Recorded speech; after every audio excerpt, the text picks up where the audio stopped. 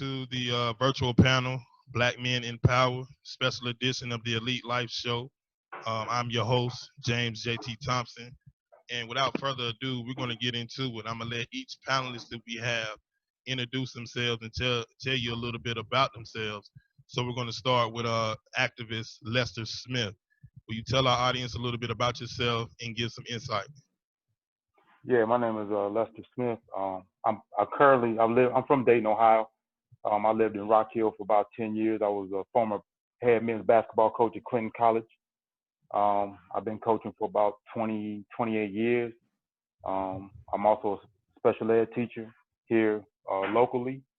I'm very active in the community and dealing with our youth and things of that nature, and just trying to push forward for our people to develop and to become better people in this society. Oh, I'm also a poet. I'm also a poet, and yeah. I've done a lot of stuff, writing and things of that nature. Awesome. Welcome to the panel, Mr. Smith. Now we move over to Pastor C.T. Kirk. Please tell the audience a little bit about yourself and give some insight. Hey, I'm Pastor C.T. Kirk. I am the pastor of Sanctuary of Life Outreach Center. I currently teach sixth grade social studies at South Middle School in Lancaster, South Carolina. And I'm also a community activist and an author working on a book right now called How the West Was Whitewashed. So excited to be on today and excited for the discussion. Awesome. Welcome to the panel, Mr. Pastor Kirk. We go over now to Representative Hubert Owens. Please tell our audience a little bit about yourself and give some insight. Thank you, Mr. Thompson, so much for having me. I'm Hubert Owens. I am the nominee for state representative for District 93 in Atlanta, Georgia. I'm an Army combat veteran, former co-chairman of the NAACP of Criminal Justice in Washington, D.C., theologian. I am a paralegal, arbitrator, and mediator, and I am a politician here in the Atlanta area. Welcome to the panel, Mr. Owens. We move over to entrepreneur and businessman Carlondo Brown. Please introduce yourself and some insight. Good evening, gentlemen. Carlondo Brown, community leader, entrepreneur, Brandon Brown, founder of Brandon Brown Marketing, co-owner of Get Fit with Troy Fitness Center in the Rock Hill area. So look forward to sharing my thoughts tonight. Awesome. Welcome to the panel, Mr. Brown. And Dr. Lester McCorn, introduce yourself and please give some insight. Good evening, gentlemen. JT, thanks for having us on this panel. I'm Lester McCorn, president of Clinton College here in Rock Hill, South Carolina, and also an ordained clergyman in the AME Zion Church, former pastor for over 30 years. Welcome to the panel, Dr. McCorn. So we're going to get this thing started. I want to ask first, we'll go to Mr. Smith. I want to ask you to start the questioning off, and then we'll go, y'all can chime in as after Mr. Smith answers. But I want to ask you, what challenges have you faced as far as in your life where it pertains to on your journey and walking, and both professionally and personally, and also where it pertains to some racial challenges as well? Well, being a basketball coach and being in the college profession for almost 28 years, it's hard for Black coaches to get an opportunity as far as coaching in this business. And what happens is a lot of white coaches, when they do get Black coaches to be their assistants, mainly they're just the puppets to control the Black athletes because they can't reach them like maybe Black coaches can reach other Black students or know where they're coming from or some of the trials and tribulations that they've been through. Another problem that we face also is that when Black coaches get an opportunity to hire other Black coaches, they don't do that either, because if they have too many Blacks on their staff, then that becomes a problem. So it's very hard for them to go back and pull somebody else up by the, so they can have an opportunity to do this. And so I've definitely run into this a lot. And so, one thing, especially when I got my opportunity at Clinton College, you know, one thing I made sure that I did, whether I could pay young men or not, if they just wanted an opportunity to coach, you know, I tried to give them that opportunity, you know, at least where they could put it on their resume and say that, hey, you know, they had a year or two of college coaching, because it's very hard for us as Black men to get into that profession. And that's why one thing I try to push a lot of kids to go to HBCU, because I think that those schools can relate better to us as African Americans than going to the big all-white schools. So that's just some of the things that I've faced and noticed as far as racism is concerned, as far as the college coaching process. Got you. So we'll get Pastor C.T. Kirk come in, your feedback on that particular question.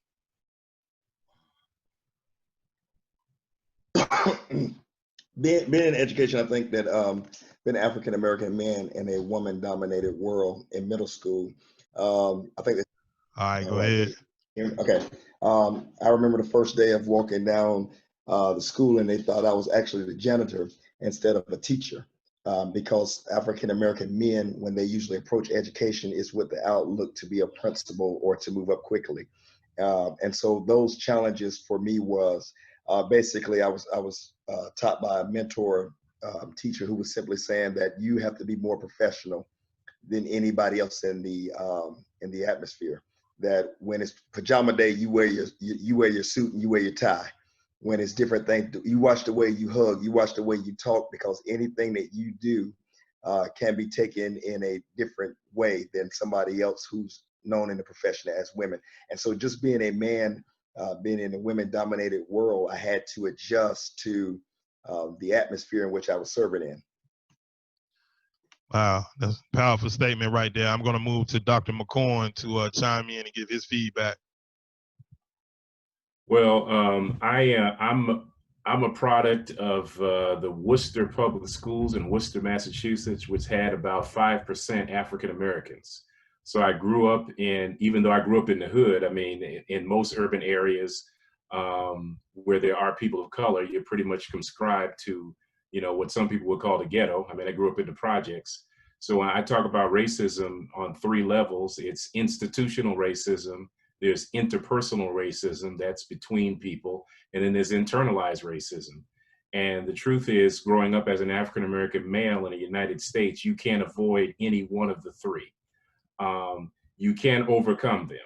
And I think hopefully we'll talk more about that in the panel, but I can remember vividly, like it was yesterday, when I was in high school. I went to a predominantly white high school, and I had friends on both sides, so to speak. And I remember going to see, and I played ball, and I had some white teammates, and I was walking over to their houses to see them, and I passed an older gentleman who didn't speak to me.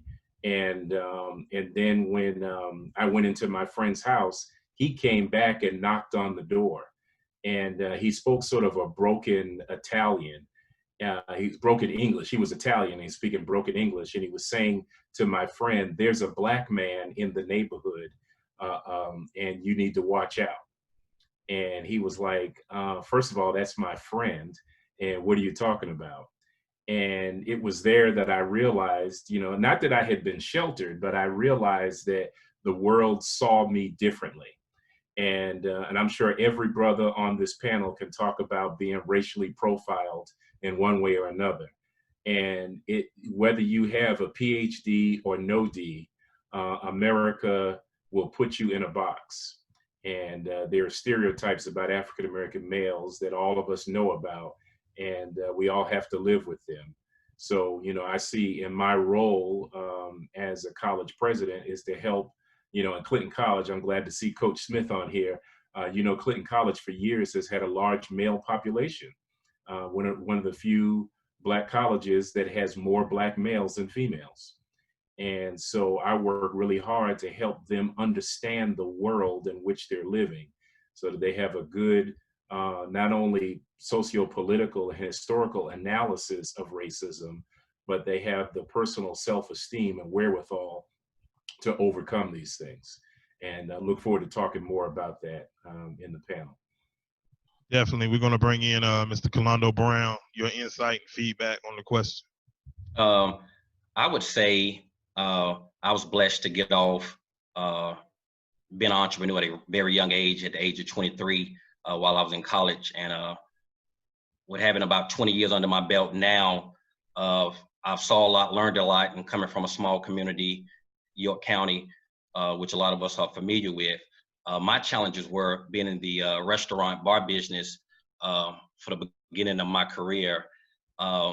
We didn't have a lot of good examples, you know, restaurants and bars, everything came across as a nuisance. You know, everything was, you know, crime was thought about first. So me having a degree and I'm trying to put a spin on entertainment and bring live music and do things a little different.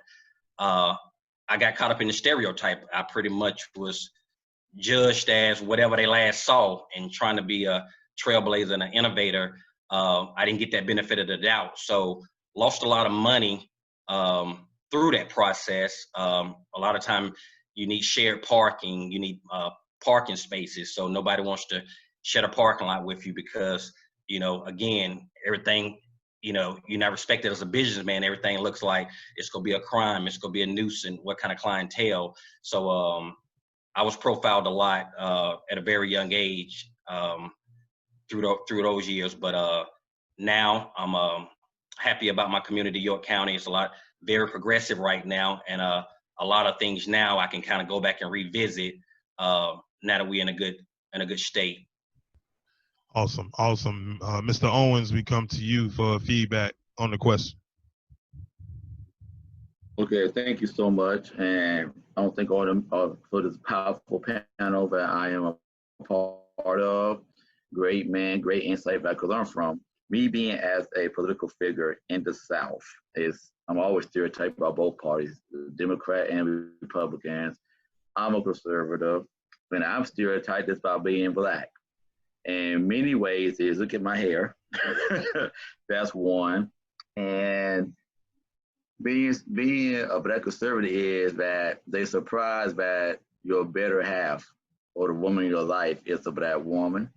And that you speak on Black views, like I speak on reparations, criminal justice reform, as far as second chance for offenders, men and women who get against second chance in life. Also, child support reform that really affects more Black men who goes to prison for child support than any other race.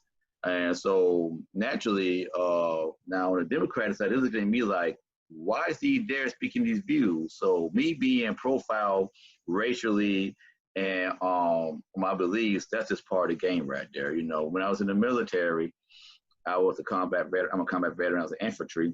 And it's crazy because most of the hatred I got was from my own African Americans who try to prove a point to their higher white counterparts, you know, to get their rank fast or what's not.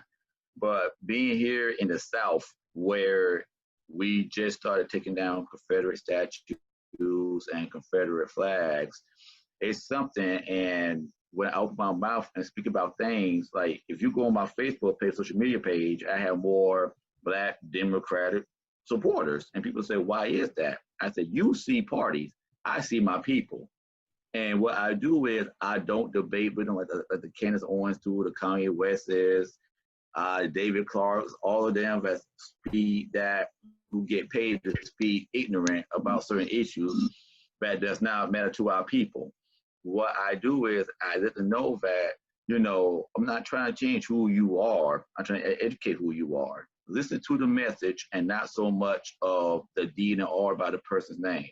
Because coming from Baltimore, Maryland, look where it got them. It's nobody with a message. It is somebody with a letter by their name. So my dream, my hope is to be an inspiration. But being profiled as a Black conservative, the Democrats are looking at you like, okay, then his last name is already Owens. What's he going to say? They're looking at the Caucasian, the whites. Okay, then is he going to say Trump? Is he going to say this? And which I never have and won't.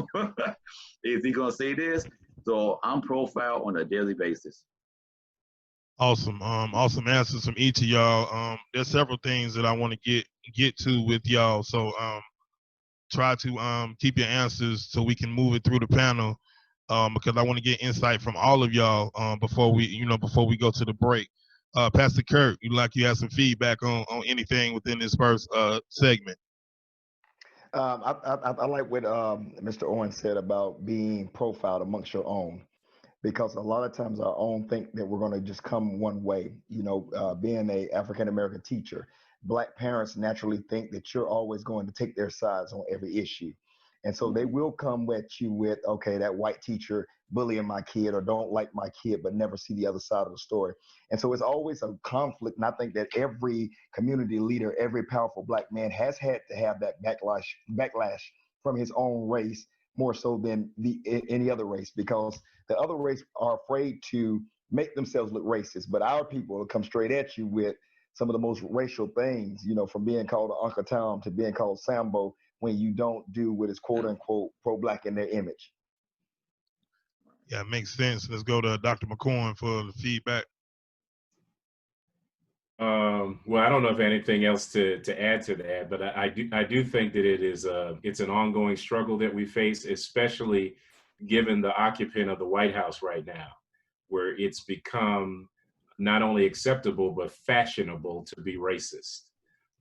Where it was impolite or incourteous to be overtly racist in public, now people have just crossed the line all the way. And it really has become not only a political strategy, but a cultural strategy to try to bring America back. You know, this great statement about make America great again, for who, right? Yeah. And so, you know, African Americans have always been the object of scorn because of this myth about what America stands for. So, you know, we're in a struggle right now. And one of the panelists already mentioned, you know, these Confederate symbols, whether they're flags or statues or whatever.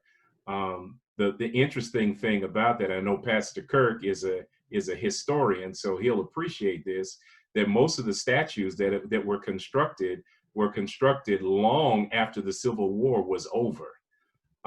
It was post-Reconstruction, and even further than that, most of them were built in the 20th century, right? And it was an attempt to say to America, Black folks need to stay in their places. That's really what it was. It was a way to enforce and ensconce white supremacy in all of the institutions of power. So I think, again, and all the brothers on the panel have already alluded to this, in each one of our ways, we're trying to educate and empower our people so that they not only know, but they can act on who they really are. Definitely. Mr. Smith, some feedback on that. Only thing I want to drop on it, if you look at America only has one thing to hold, and that's racism. And once racism has vanished, or people start to make changes against racism, white people have nothing else to hold to say that they're better than us. So this is why they're trying to hold on to it like it's the last straw. This is all they have. And once that disappears, I mean, the playing field becomes even. And so that's why you see this desperate fight to save the Confederate flag and to save these heroes and all that kind of stuff. I mean, when you go to Japan, you don't see the United States flag hanging in Japan after they lost the war to America. You don't see the American flag flying in Germany, you know, after we won the war in World War II. But this is the only country that has lost the war, and they wave the flag around here like they've done something. So once you eliminate racism, white people have nothing else to really hold against us to say that they're better than us or have ways to hold us back. And once we get rid of the system, then, like I said, the playing fields become even. And so two educated people will have hopefully a fair and opportunity to get a job, or two people with the same skill, they'll get a fair opportunity to get that job. And so that's really all that Black people really want. I mean, Black people really don't care if you're racist or not, because if you are, you know, we just want you to go leave us alone. You know, just make it fair, and everything will be right. We don't go to your neighborhoods. We don't go hang kids and things like that. White people live in our neighborhoods. We don't bother them. But when we do that to them, they bother us. But really, all we want to be left alone, and we just want the playing field to be fair. And once that happens, I think that then America may start becoming a little bit better. I won't say great, but it will become a little bit better than what it's been. All right, great. So, fellas, we're about to go to the break, but when we come back, we're going to start off with Mr. Brown in the next segment. But y'all are watching the virtual panel, Black Men in Power, here on TNE Network.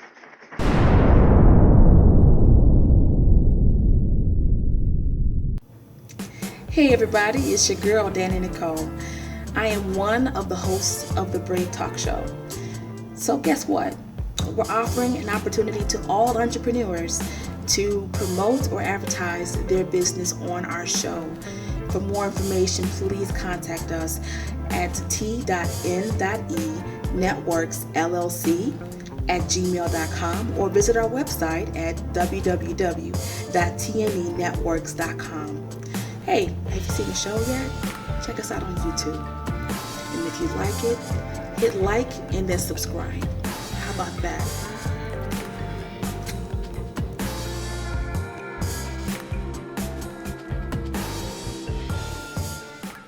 All right, so we're back. Virtual panel, Black Men in Power. And appreciate everybody that's tuning in. We're having a great discussion. And we're going to continue this discussion with Mr. Carlondo Brown. I want you to talk a little bit about the community and what you feel you have sown into your community and what kind of impact you've had throughout your journey. Well, I would say again, I was blessed to get started at a very young age. The average age of an entrepreneur is like 40 years old, and I was able to get 20 years under my belt almost before I became 40. So made a lot of mistakes, but I would say exposure. And through that exposure, I've been able to share and inspire so many of my peers and volunteer and help. I'm a jack of all trades, basically. Anything under the entertainment realm, from working with celebrities, working for celebrities, festivals, health fairs, fashion shows. I've done it all. And at this point in my life, I want to just focus on the young Black male. With me being educated, but also being in the club and bar realm, you know, it's a thin line. A lot of our Black youth, they choosing cool over being smart. And one of my things is, since I've straddled the fence and I understand both walks, is making being smart cool. And you don't have to run away from that. Smart is the new cool, and let's focus on giving those young boys some exposure. And one of the things that one of my new projects is Heart and Soul Performing Arts Academy. And basically what that would represent is, you know, a lot of our youth, they want to be the, I see we got Big Les. I know he got a lot of kids he's dealing with that's, you know, they want to be the next LeBron, and, you know, somebody want to be the next rap star. Well, we know that's not going to be the case. Everybody's not going to be that. But if I can catch you where you are, and if you are inspired to be Jay-Z or LeBron, guess what? I'm going to catch you where you are, and let me give you a skill set. Let me give you some art. Let me get you in the studio. Let me get a performing arts academy where I can get you excited about something while I'm feeding you the gospel, some things that you need. So when you find yourself at 30 years old and you hadn't made it, and you got 2 kids, and like Dr. Owens saying, you're on child support, you can say, let me give Pastor C.T. Kirk a call, because I did go to Mr. Brown's Performing Arts Academy. Maybe I can play the organ. So my biggest thing is, from everything that I've been exposed to at a young age, and I realize when you in high school or even when you go off to college, sometimes we get it right and we pick the right major, but a lot of time we don't know who we are. We don't really know where we're going to end up at in life and that type of thing. So you just need a few things in your hat. So one of my biggest things I would say from my journey and my exposure, I want to sow back in the community now, finding the young Black male, finding ways that, and giving him a skill set that he can fall back on, whether it's a part-time job or it may become his career. But I want to just catch him where he's at. So that's where I'm at with it. Great insight, Mr. Brown. Definitely some key points there you pointed out as we go to Pastor C.T. Kirk. I want you to talk about a little bit about the book that you wrote, and then I want you to talk about the importance of being leadership in the community and the impact that you can have. You talking about the book that I'm writing now? I want you to talk about the one that you previously wrote and okay. the one that you, yeah. The one that I previously wrote was the book about inspiration about your mind. And I think that everything has to hatch from the mind. It's funny that in the ancient Hebrew translation, the mind was considered not even even valuable. A lot of times, the ancient Hebrews and Egyptians equated the heart and the mind to be one instrument. So they throw away the brain but keep the heart. And so a lot of thinking was thinking out of emotions. And so as they came out of that and realized the importance of the brain started getting more ground as far as you're not going to become anything that you can't think that you can become. And so teaching people that regardless of your struggle, regardless of what happened in your background, you can use that as instrument to promote where you're going. And I always say that a lot of times, many of us when I was young did not have fathers, but we didn't use that as an excuse not to be a great father. We use that as fuel. We use that as the drive that I'm going to be a good father because I didn't have a great father. And so being able to use your mind to be able to think yourself in a better position it's like, I call him Cooler, but his name Carlondo. I don't want to disrespect Carlondo. But being able to think yourself in a better place, use those instruments and those gifts and those talents, whatever they may be, to promote where you're going is so valuable. I think that my position in the community is simply one position that I don't tell a lot of people about. So you guys are the first one to understand it. My position in the community is simply to show the relevancy of the church. I believe that the church is still the most strong, viable instrument that the African American community has. It is before we can get into the political arena. It is before that we can get into the education arena. The African American church was always the staple of the Black community. It taught us how to read. It taught us how to write. It birthed us the Martin Luther Kings. It birthed us the Medgar Everests. And I think a lot of times because we got social media, because we got new forms of religion showing up, because we have social media, that we get away from the power of the Black church. And whenever the Black church dies, you can look at statistics, you can look at communities. Most communities die around the fact that African American churches are not viable in their communities any longer. Wherever there's a vibrant Black church, that community has always pulled itself up. And so I believe as a Black pastor to be able to show the power of the church that, hey, before you look at all these different things, whether we're going to debate Jesus being Black, white, Hispanic, or Asian, let's look at the power that the unified people have had when they came together and represented who God was.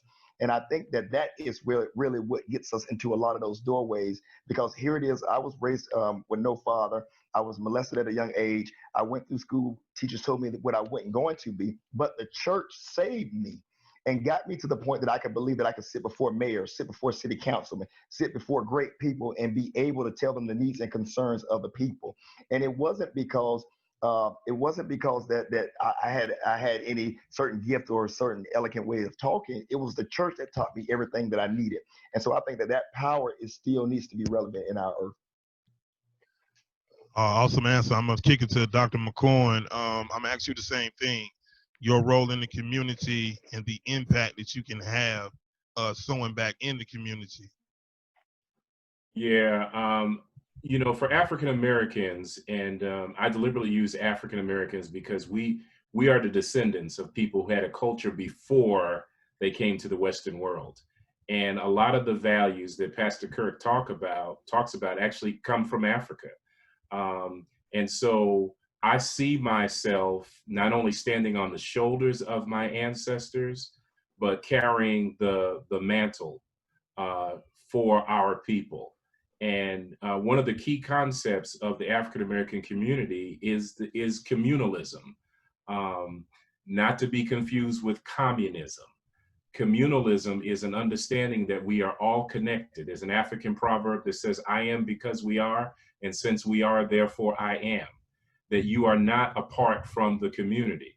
So my role as, in whatever hat I'm wearing, as a college president, as a preacher, as an activist, as a community developer, I always see that in light of my responsibility to the community. And I think if we hearken back to that, and I really like what Pastor Kirk talked about, the fact that the African American church has always been our foundation. And I would even expand that to say that it really is birthed out of our sense of community. You can add religion to it because you can't, Africans always believe that you can't be a human without religion, right? That there is some religious aspect of all of us, whether we consider it organized religion or not. The spirit always governs us. There's a sense of the spirit among us that makes us one. But the overarching theme is this understanding of responsibility to community. And the reason Black churches were so powerful is because it was the place where people could be accountable. It's where we came together, we pooled our resources, our brain power, our financial power, our spiritual power, ran through the institutions. And most Black colleges were founded by churches or had some kind of, connection to the church. So yeah, I wholeheartedly agree. And I certainly see myself as a part of that tradition. Definitely wise words so far. So we're going to go to Representative Owens, your impact on the community. Also, I want you to talk about your book that you have coming out. And what do you feel like you can leave legacy-wise as you embark on the journey that you're on now?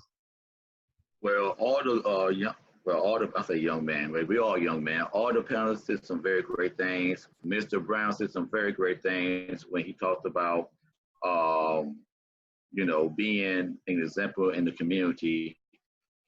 Like you say, you might be the next Jay-Z or LeBron James, but let's teach them how to be in the boardroom. Let's teach them just don't rap for the label, just own the label.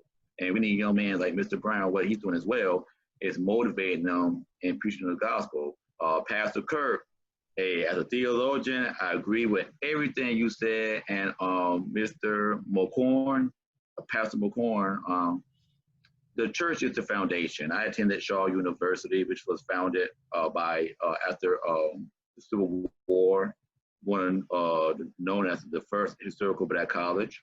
And I remember at my first year at Shaw, we had to go to this thing called Vespers.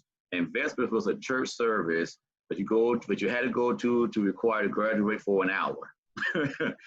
As 18 years old, we hated it because we already hung over from partying on Saturday. Sunday, we get to sleep in, but then we had to go to church, which was very good because not too many colleges do that. And being an HBCU product, I was very well-rounded in not only in education, but also learning the gospel as well. And that will maybe go ahead on and become a theologian.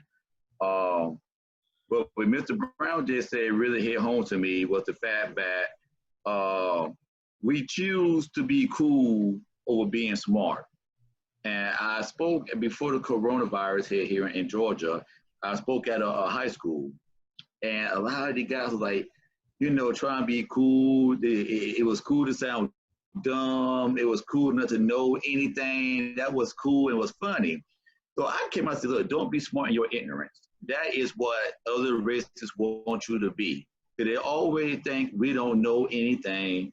Like, if you sit 5 people in a room, I guarantee you they might talk about love and hip hop, the next Gucci Man, whatsoever.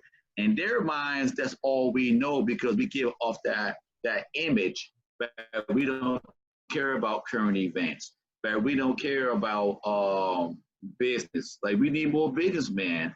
But like Mr. Brown said, it's okay if you want to be that rapper or if you want to be that LeBron James, but what you're going to do after that, because majority of the time, once you finish sports, is that 2 years you're already broke. Now in that, but if you don't know how to read your contracts or know the business sense, like 50 Cent and Jay-Z did, you're going to be rapping for free. By the time you turn 30 years old, 40 years old, can't rap no more, then what you going to do? But to my book, the book is called The Gold Dome.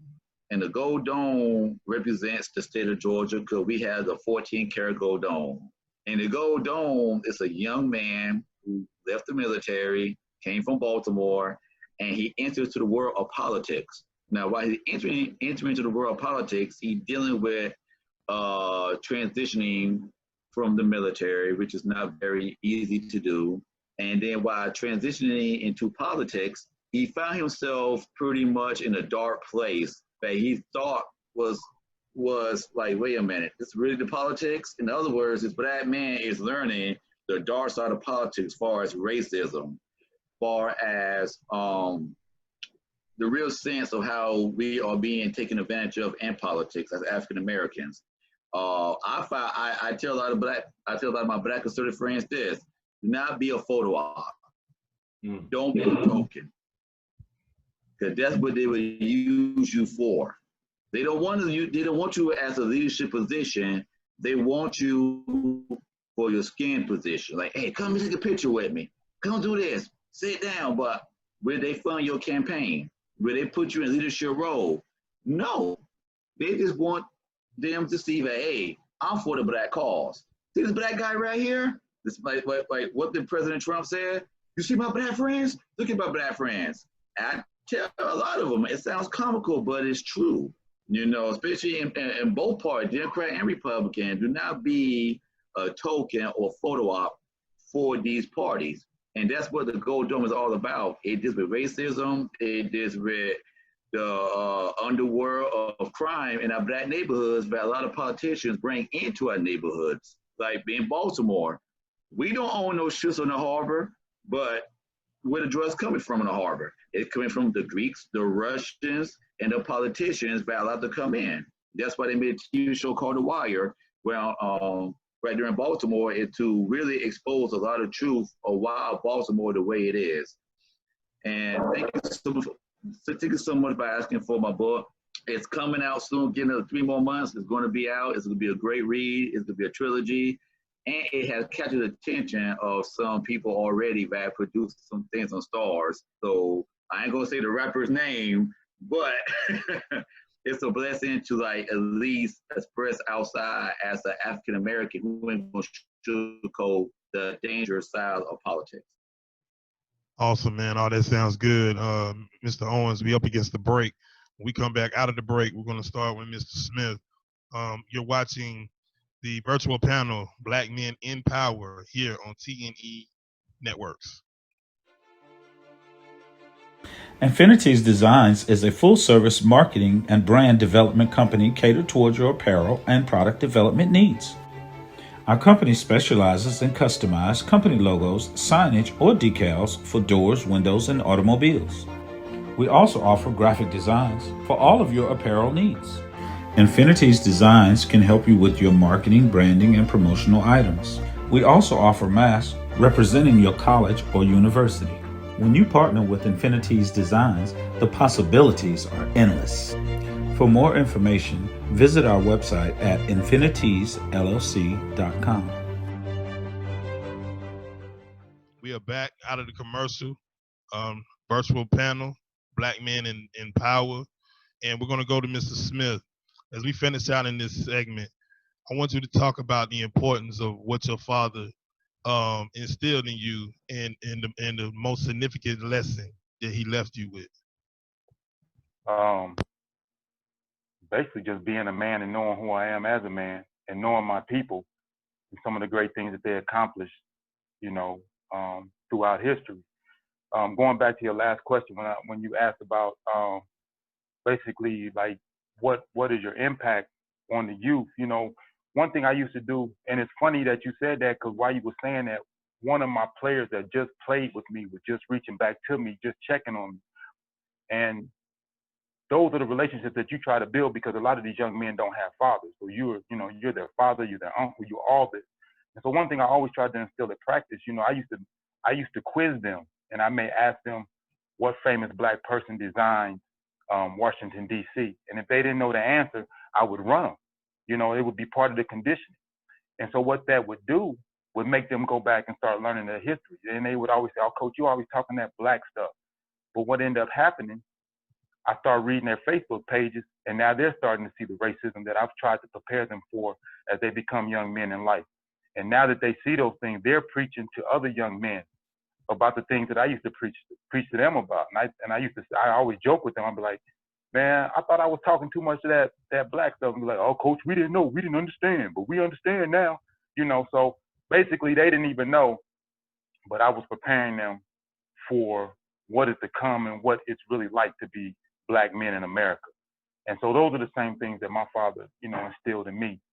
And And I think that's the type of impact that we have to have, whether it's through the church or whether it's through education or just that street dude on the block. Man, we got to be teaching our youth constantly, because youth that I can't reach, somebody else can reach, and so on and so forth. So we got to plant these seeds, and we don't see the tree that's going to grow, but trust and believe that that tree is going to bear fruit, and it's going to be able to pass on to their generation and to younger generations to come. Wise words, and indeed, Representative Owens, I want to ask you this. When people go to the polls in November, tell them why they should vote Owens, and what are you going to do in order to advocate for your community?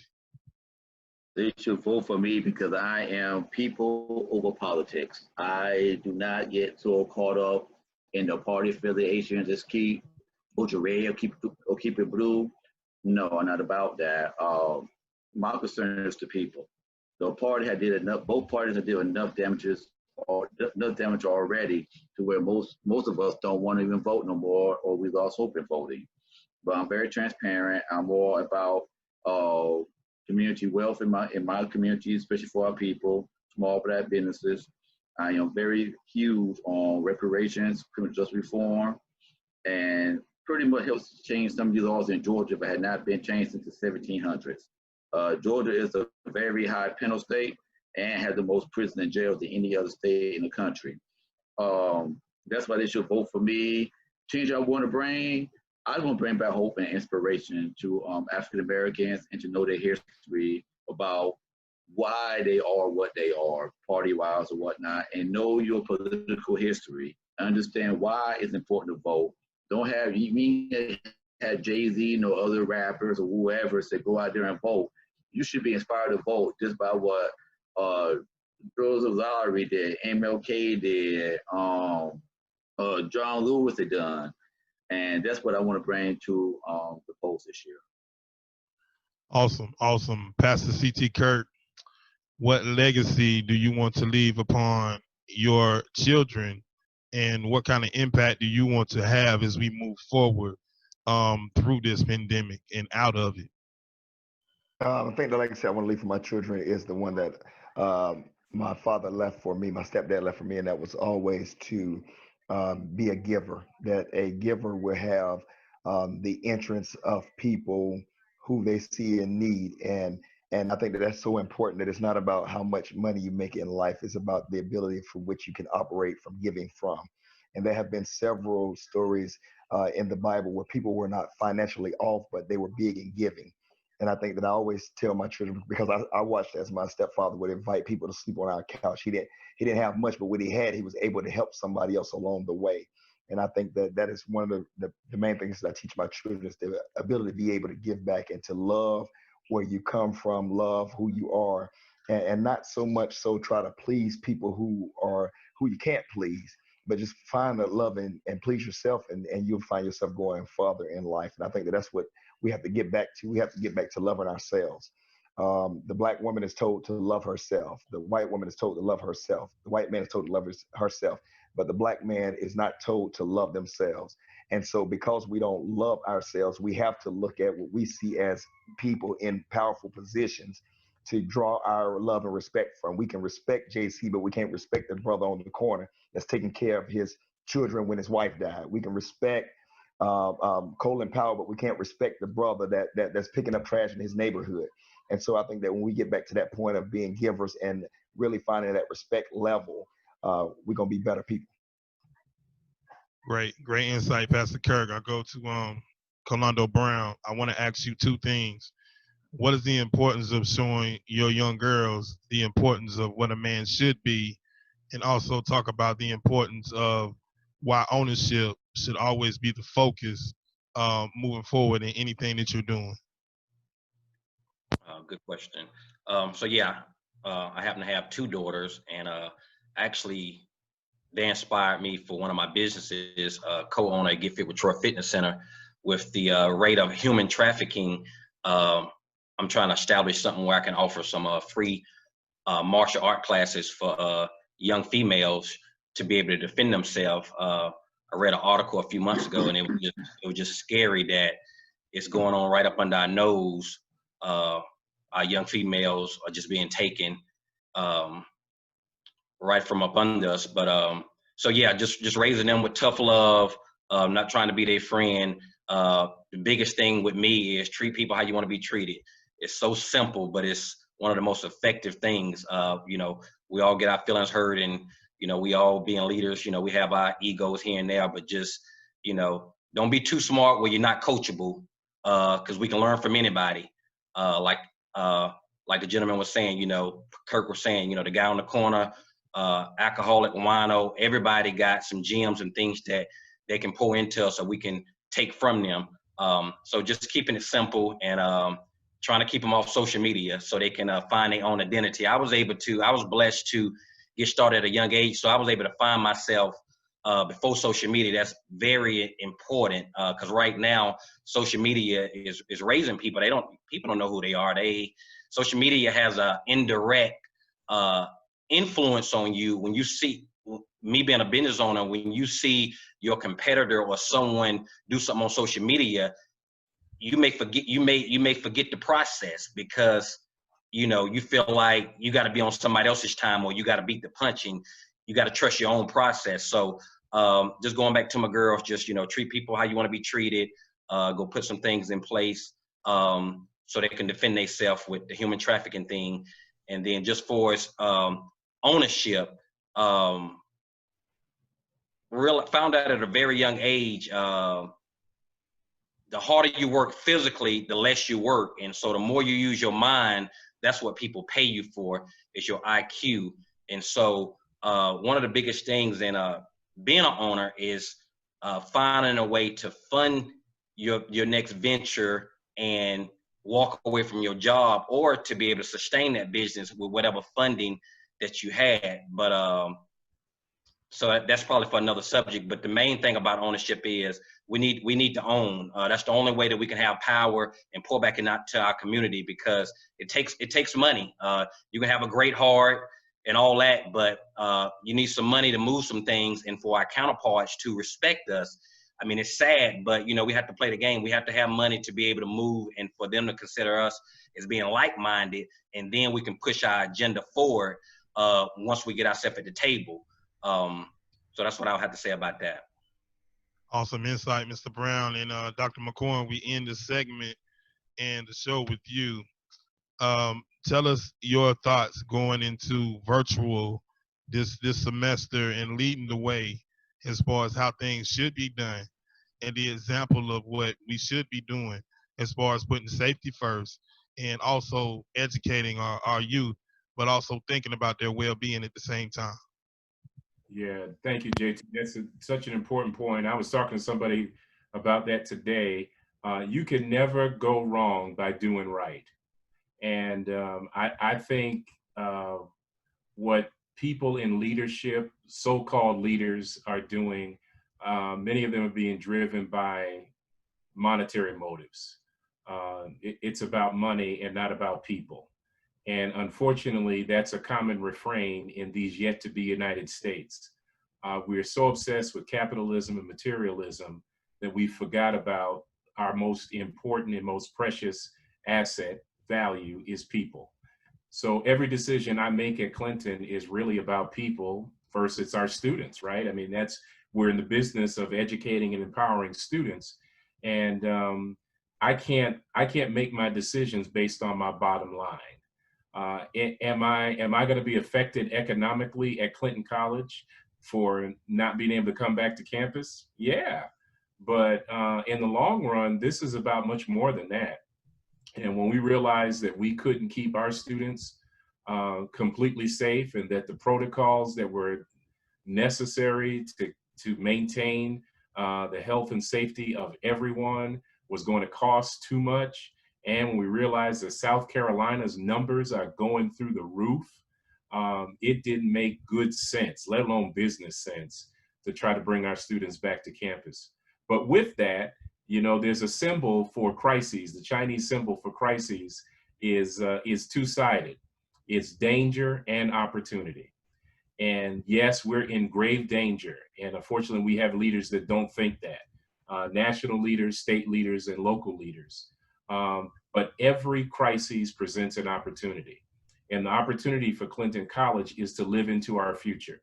I just had an outstanding staff and faculty retreat yesterday where we dreamed together. We talked about design thinking and how we can really design our future because of technology. That is the beauty of technology. Technology is the great equalizer.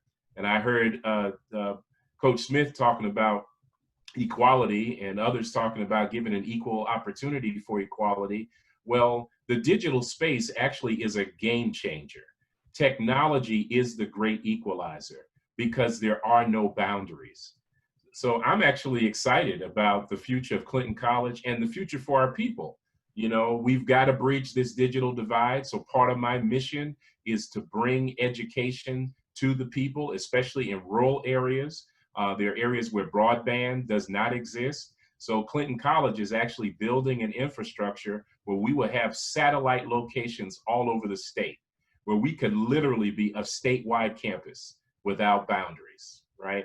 That's the beauty. The only thing that limits you, and this is in all endeavors, is your imagination.